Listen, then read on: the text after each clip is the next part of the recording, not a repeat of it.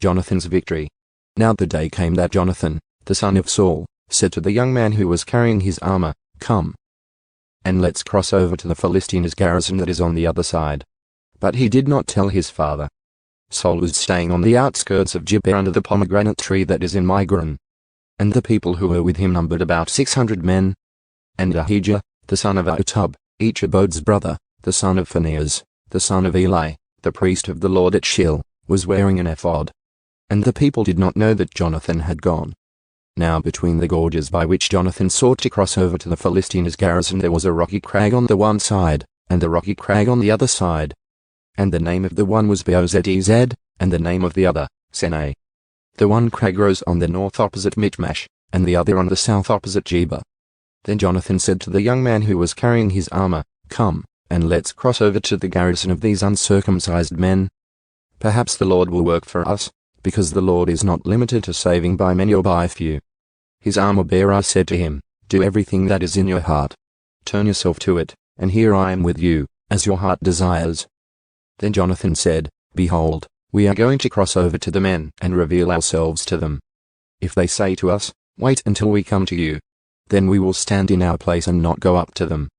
But if they say, 'Come up to us,' then we will go up, for the Lord has handed them over to us. And this shall be the sign to us." When the two of them revealed themselves to the garrison of the Philistines said, "Behold, Hebrews are coming out of the holes where they have kept themselves hidden." So the men of the garrison responded to Jonathan and his armor-bearer and said, "Come up to us and we will inform you of something." And Jonathan said to his armor-bearer, "Come up after me, for the Lord has handed them over to Israel." Then Jonathan climbed up on his hands and feet, with his armor-bearer behind him. And the men fell before Jonathan, and his armor-bearer put some to death after him. Now that first slaughter which Jonathan and his armor-bearer inflicted was about 20 men within about half a furrow in an acre of land. And there was a trembling in the camp, in the field, and among all the people. Even the garrison and the raiders trembled, and the earth quaked so that it became a great trembling. Now Saul's watchmen in Gibeah of Benjamin looked, and behold, the multitude dissolved. They went here and there. So Saul said to the people who were with him, "Look carefully now and see who has left us." And when they had looked, behold, Jonathan and his armor-bearer were not there. Then Saul said to Ahijah, "Bring the ark of God here." For at that time the ark of God was with the sons of Israel.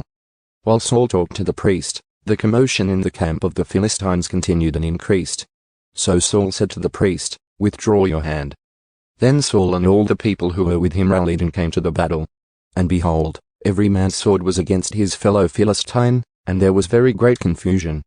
Now the Hebrews who were with the Philistines previously, who went up with them all around in the camp, even they also returned to be with the Israelites who were with Saul and Jonathan.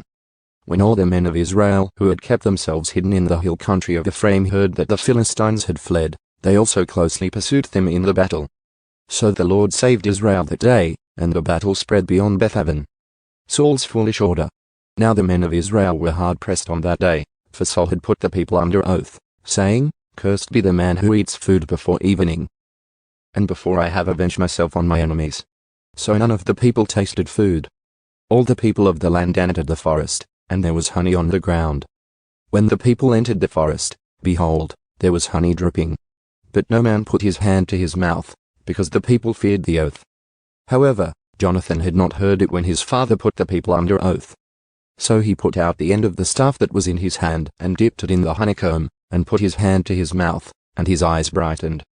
Then one of the people responded and said, "Your father strictly put the people under oath, saying, 'Cursed be the man who eats food today.'" And the people were weary. Then Jonathan said, "My father has troubled the land. See now that my eyes have brightened because I tasted a little of this honey. How much more, if only the people had freely eaten today of the spoils of their enemies which they found. For now the defeat among the Philistines has not been great. They attacked the Philistines that day from Michmash to Shiloh. But the people were very tired. So the people loudly rushed upon the spoils, and took sheep, oxen, and calves, and slaughtered them on the ground. And the people ate them with the blood. Then observers informed Saul, saying, "Look, the people are sinning against the Lord by eating meat with the blood." And he said, "You have acted treacherously. Roll a large rock to me today." Then Saul said, "Disperse yourselves among the people and say to them, each one of you bring me his ox or his sheep, and slaughter it here and eat." and do not sin against the Lord by eating it with the blood. So all the people brought them that night, each one his ox with him, and they slaughtered them there. And Saul built an altar to the Lord. It was the first altar that he built to the Lord. Then Saul said, Let's go down after the Philistines by night and take plunder among them until the morning light, and let's not leave a man among them alive. And they said, Do whatever seems good to you. So the priest said, Let's approach God here. So Saul inquired of God, Shall I go down after the Philistines? Will you hand them over to Israel? But he did not answer him on that day. Then Saul said, Come here, all you leaders of the people, and investigate and see how this sin has happened today. For as the Lord lives, who saves Israel, even if it is in my son Jonathan, he shall assuredly die. But not one of all the people answered him. Then he said to all Israel, You shall be on one side, and I and my son Jonathan will be on the other side. And the people said to Saul, Do what seems good to you. Therefore, Saul said to the Lord, the God of Israel, Give a perfect lot, and Jonathan and Saul were selected by lot, but the people were exonerated. Then Saul said, Cast lots between me and my son Jonathan. And Jonathan was selected by lot. So Saul said to Jonathan, Tell me what you have done. And Jonathan told him, and said, I did indeed taste a little honey with the end of the staff that was in my hand. Here I am, I must die. And Saul said, May God do the same to me and more also, for you shall certainly die, Jonathan. But the people said to Saul, Must Jonathan die, he who has brought about this great victory in Israel? Far from it. As the Lord lives, not even a hair of his head shall fall to the ground, because he has worked with God this day. So the people rescued Jonathan, and he did not die. Then Saul went up from pursuing the Philistines, and the Philistines went to their own place. Constant warfare. Now when Saul had taken control of the kingdom over Israel, he fought against all his enemies on every side, against Moab, the sons of Ammon, Edom, the kings of Zobah, and the Philistines.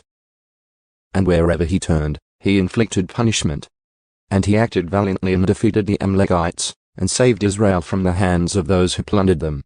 Now the sons of Saul were Jonathan, Ishvi, and Malchishua, and the names of his 2 daughters were these. The name of the firstborn was Merab, and the name of the younger, Michal.